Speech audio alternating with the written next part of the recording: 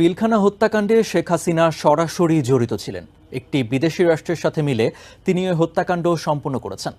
শনিবার ওই ঘটনায় নিহতের পরিবারের সদস্যদের আয়োজিত এক সংবাদ সম্মেলনে এমন দাবি করেন তৎকালীন বিডিআর প্রধান মেজর জেনারেল শাকিল আহমেদের ছেলে রাকিন আহমেদ। ওই ঘটনার তদন্ত রিপোর্ট জনসম্মুখে প্রকাশসহ ৭ দফা দাবি উপস্থাপন করেন নিহতদের স্বজনেরা। ২০০৯ সালে বিডিআর বিদ্রোহে রাজধানীর পিলখানায় সংঘটিত হত্যাকাণ্ডে সাবেক প্রধানমন্ত্রী শেখ হাসিনা, শেখ ফজলে নূর তাপস ও শেখ সেলিম সহ অনেকে সরাসরি জড়িত ছিলেন।